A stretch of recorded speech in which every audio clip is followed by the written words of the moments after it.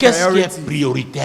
Il y a les paroles de Dieu pour la saison. Oui, il y a les visions que Dieu va donner en cette saison. Et il nous a dit, nous méfie de quoi? La distraction. Si tu es à côté de quelqu'un de distrait, ça peut t'affecter.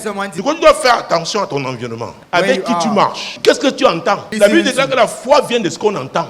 Et ce qu'on entend vient de la parole de Dieu. Mais si tu entends autre chose, c'est pas attention aux pleurnicheurs. Il y a des gens qui pleurnichent toujours. Ils ne te disent jamais que ça va. Il y a des gens qui demandent, j'ai décidé, quand je dis encore bonjour, je ne demande plus comment ça va. Chaque fois que comment ça va, papa, encore avant-hier, voilà ce que... Il n'a jamais une bonne nouvelle. Il n'a jamais quelque chose d'encourageant. Jamais quelque chose d'édifiant. Prends les distances de telle personne. Fais attention. Si tu ne peux pas m'encourager, je n'ai pas besoin de toi. Je te dis la vérité. I don't need you. Leave me alone. Est-ce que vous me suivez? C'est une affaire de décision. Quelqu'un qui est toujours blême, tiède, bizarre. Il accuse lui d'autres. Hey, la femme qui a la paix de sang. Il y avait des femmes avec qui elle allait chez les médecins. Ces femmes ont eu leur solution. Elle n'a pas eu. Elle ne s'est pas plainte des médecins. Parce que les médecins n'ont pas l'obligation de résultat. Ce n'est pas comme dans matière de transport. Le transporteur a l'obligation de transporter jusqu'à destination. Il faut faire très attention. Elle a vu que vraiment chaque médecin a fait sa part. Elle a dépensé beaucoup d'argent. Ça ne fait rien. Elle n'a pas été amère. Elle savait ce que Ecclésiaste chapitre 3 verset 1 disait. Il y a un temps pour tout. Un temps pour tout. Toute chose sous le soleil. Elle n'a pas permis à l'amertume de gagner son cœur. Non. Elle est seulement bien positionnée. Elle a reçu la bonne information. Et elle a pensé. Nous on parlait de Bartimée. Il a mis un manteau qui avait des poches intérieures, extérieures, où il mettait ses pièces. Mais ce jour-là, il a entendu parler de Jésus. Il dit pardon. Jésus, pardon. Qui? Peut être un mendiant, être un homme cultivé. Les gens lisent le journal, le quotidien national, ils l'abandonnent. Même le lendemain, tu ramasses, tu lis. Même si tu as les informations en retard, mais tu sais ce qui se passe dans la cité, dans la ville. Donc le Bartimée savait.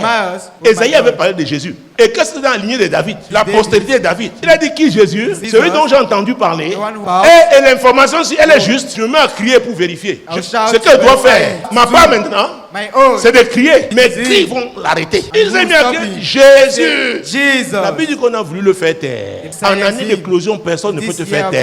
Parce que tu sais que c'est ton opportunité. C'est le temps de Dieu pour toi. Qu'est-ce qui est dans ta vie qui t'empêche de répondre à l'appel de Dieu en cette année de l'éclosion? Le manteau là c'est quoi?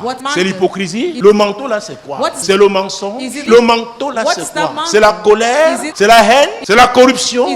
L'amour de l'argent. La cupidité. L'impudicité. La débauche. Quel est ce manteau? Il est incompatible avec ce que Dieu veut faire. C'est l'année de l'éclosion.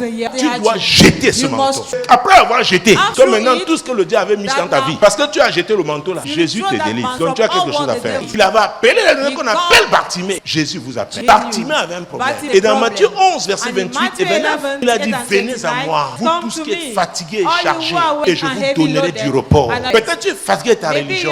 Cette religion morte qui ne peut rien te donner. Une bonne partie de ma vie, mes parents me formaient, avaient tout fait pour que je devienne un missionnaire de Jéhovah. Et moi-même j'ai coopéré. Moi m'avait dit que les miracles s'étaient arrêtés avec les apôtres. Que le Saint-Esprit n'opérait plus. On ne m'a pas parlé. La puissance est le nom de Jésus. Jamais. Le message de la croix, on ne me l'avait jamais donné. Parce qu'on peut donner que ce qu'on a. Il ne l'avait pas. Mais quand il plut à celui qui m'avait mis à part, depuis le ventre de ma mère, à se révéler à moi. Oh mon Dieu. A révélé son fils à moi. Quand Jéhovah a permis que Jésus me soit révélé. Oh, je n'ai pas hésité. J'ai compris que c'est ce qu'il me fallait. Il est le chemin, la vérité et la vie. Nul ne peut aller au Père que par lui. J'ai répondu à son appel. J'étais fatigué et chargé. Il m'a embrassé. Oh, son esprit s'appelle le consolateur. Il m'a consolé. Il m'a restauré. Il m'a dit, je t'ai appelé pour le salut. Je te prendrai par la main. Et il m'a pris par la main. Je te garderai. Et il m'a gardé. Je t'établirai. Et il m'a établi. Pour que cette alliance avec le peuple, pour la lumière des nations. Mesdames, messieurs, alors que je conclue ce message, je voudrais que tu saches que le point de départ, c'est Jésus. Il faut le rencontrer.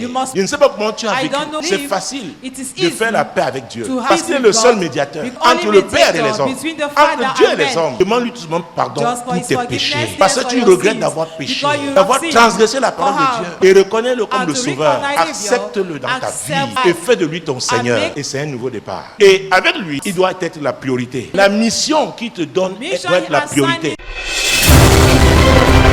Moi, l'Éternel, je t'ai appelé pour le salut. Je te prendrai par la main, je te garderai et je t'établirai. Vous traitez alliance avec le peuple pour être la lumière des nations.